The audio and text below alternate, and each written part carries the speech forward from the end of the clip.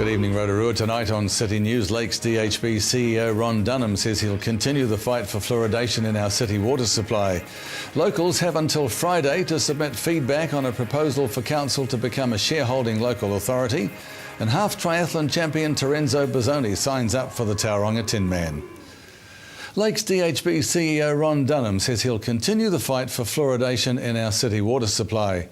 The contentious issue was recently discussed by the council as part of the 10-year plan, but was rejected as previous consultations had shown insufficient community support for fluoridation. Mr Dunham says the issue has been regularly and fiercely debated since 2002, when the Hospital Board, now known as the Lakes District Health Board, first urged the council to make the move in response to the region's rotting teeth epidemic. He says he will continue the fight as there is compelling evidence that fluoridation makes a positive impact on the oral health of the population and is particularly important for children's oral health. I mean, another example which I think is quite important to Rotorua, we don't have fluoridation here at Rotorua. We will be starting a campaign where we will be promoting fluoride in the water. Why should our kids be subjected to twice the number of bad teeth that the kids in Taupo have, quite simply because we don't have the fluoridation? That's a good idea. It's a neglect of our children, as far as I'm concerned. And we'll have more from Lakes DHB CEO Ron Dunham later in tonight's City News. Meanwhile, Rotorua District Council Utilities Operations Manager Eric Court says anyone at any time can make a submission to council. However, there are no plans to fluoridate the city's water. Taupo District Council adds fluoride to its town and Turangi supplies, while Whakatane District Council fluoridates Whakatane and Ohope urban supplies. A non-binding referendum on the issue is planned in Whakatane. And the Lakes DHB staff have been showing off their non-medical talents at the recent Hidden Talents exhibition at the hospital atrium. Communications Officer Sue Wilkie says this is the fourth Hidden Talents exhibition and features the work of almost 20 DHB staff. She says the aim of the exhibition is to showcase the hidden talents of the DHB staff.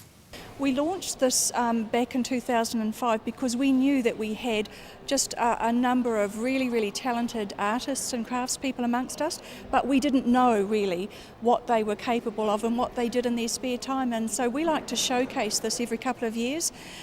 We've had new people exhibiting this year, and we've got just a range of really lovely things. Child Protection Coordinator and midwife Sarah McMillan says her artistic contribution is a practical gift she's designed for her grandchildren. Okay, well, my first one is a present for my two little grandsons for Christmas. I'm a pretty practical person, and I've created this for them to fine-tune their motor skills. They can learn to dress and undress with this: buttons, zips, Velcro, pins. That's a fantastic idea. So a mum and dad could buy this and then teach their kids how to do zips, how to do buttons and things like that, just everyday normal skills. They could do, and it's something that would last them several years through their developmental stage and right through to learning how to tie a tie maybe, and which may be a dying art for some. And locals have until Friday to submit feedback on a proposal for council to become a shareholding local authority in the recently formed local government funding agency.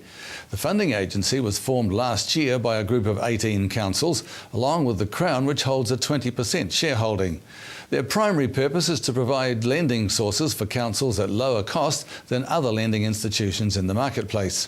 Corporate and Customer Services Committee Chair Janet Wepper says membership would allow Rotorua District Council to borrow at lower interest rates than at present.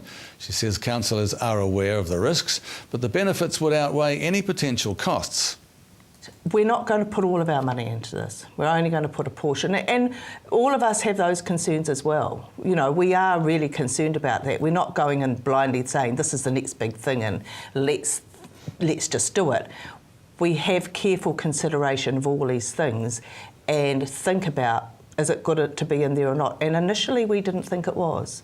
But when we have investigated the potential for savings, well, it's going to save our ratepayer. So that's all we're worried about at the end of the day. Copies of the Local Government Funding Agency proposal are available from the Council's Customer Centre, or they can be downloaded online from the Council website, and remember that's rdc.govt.nz. And submissions close on Friday. Submitters will be given the opportunity to speak to the Mayor and Councillors at public hearings on the 10th of December.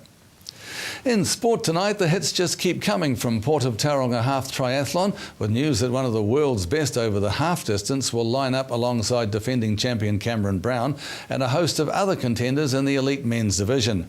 Terenzo Bozzoni has fashioned a record second to none over the distance and has confirmed his entry in the January 5 race, the 24th edition of the iconic race that takes place in Mount Maunganui and nearby Papamoa in the heart of the New Zealand summer.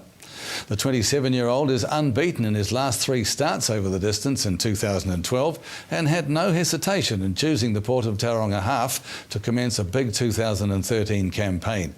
The Port of Tauranga Half is, of course, as iconic for the age group competitors as it is for the elites, with Triathlon New Zealand long-distance national titles on the line in all age brackets. The event has again attracted huge fields, with athletes making the journey to the Bay of Plenty from around the country and indeed from around the world.